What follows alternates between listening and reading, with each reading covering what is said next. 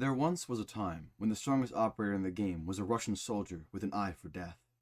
No, not the Chanka, Glaz. Glaz, in the old meta of Siege, would walk through smokes while plants would go down and would overall be one of the most oppressive operators to play against.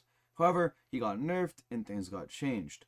One of the big reasons why Glaz shined was because he had no counter to his unlimited smoke sight.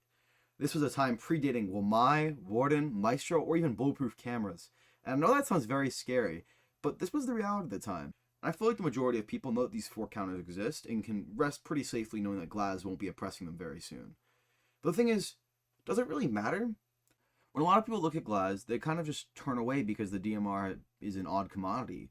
But I feel as if now more than ever, DMRs are very meta and normalized. So I feel like he's in a pretty good position to be picked up and used on that front by all roles. Glaz has a really nice secondary in the Bearing 9, so if they are afraid of the DMR because it'll cause them to lose close quarter gunfights, they can rest at ease. Now that the basic guns are out of the way, let's talk about the good stuff. Glaz carries 2 nades, which can be used to replace any of the explosive ops in the game, or can even add more nades to a lineup, with most being removed due to the nade balancing that happened after the LMG meta. I think one of the most underrated things about the explosives that Glaz carries is the fact that he's a 3-speed operator, unlike an operator like Zofia. This speed difference can make him a bit more efficient than Zofia when entering, and so for that aspect I think it's worth considering. Glaz also carries his signature smoke grenades and flip sight, so with that being said, I think it's hard to talk about the value in each stage of the round. The first phase I'll talk about is the roam clear phase. Glaz, as I mentioned, can be used as a head-up entry or just add more nades to a lineup. So I'll talk about his potential in both regards. As a head-up entry, Glaz can have smokes pave his path to shoot people, or he can just take straight up and raw gunfights like a regular entry would. I feel that these are both pretty dangerous, but it's a fair and viable way of playing the game in my opinion. Now if you're just adding more nades to a lineup, I think he still has some pretty good value as a cutoff player. Take for example clearing trophy set over on Aviator Games. You can theoretically shoot open the whole wall of Astro, or play the bar window for cutoffs, and be able to see the smallest portion of the shoulder and get a full kill more often than not. His utility doesn't just end in the roam clear phase though. If there is utility to clear, he also has great value.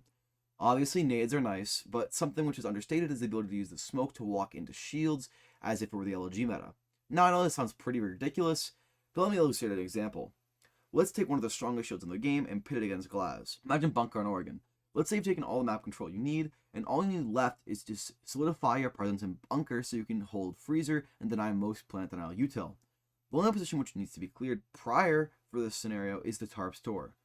Glaz can theoretically smoke off the E-box head holes and the hallway and elbow, and just plug walk in, and now the elbow player now has to either leave or try and fight while blind. And just like that, you have cleared one of the most powerful shields in the game, and all it took you was 2 smoke grenades. This number can be reduced even further if you have pillar control already. Glaz also doesn't have to be the one carrying these smoke grenades. The meta is very modular right now, and just about anyone can be brought, especially operators like Ying, Thermite, Osa, Gridlock, Dokubi, and many other fun options. There's a few other applications which come to mind, like using captive balls, which won't be caught by ADS to use the smokes. Now, it's time to consider the most important phase of each round, the one which differentiates win from loss often, the execute phase. Glaz being on the board can make it a real headache for teams that are defending, because they don't have amazing team play most of the time, and Glaz makes your life a lot easier and theirs a lot worse. There's an obvious answer here. Obviously, Glaz can hold the long angles and have line of sight supremacy and force uneven gunfights alongside it, but I think that's kind of scratching the surface of what his potential really is. Where I think Glaz can particularly shine is more aggressive examples. Let's think about what defenses are more often thinking about when a Glaz is on board. They're usually keeping track of smoke counts more often, thinking about when the execute will come more often, and they're also worried about the smokes and the results of one. So, the way to abuse this is pairing Glaz with other execute utility operators like Ying or Gridlock to make defenders second guess and their C4 throws be wasted. And even that isn't just the limit. Glaz can also use this flip sight to force otherwise aggressive or unviable gunfights during executes. Let's take an example of a minimal or rushed Aviator Games attack from the trophy side.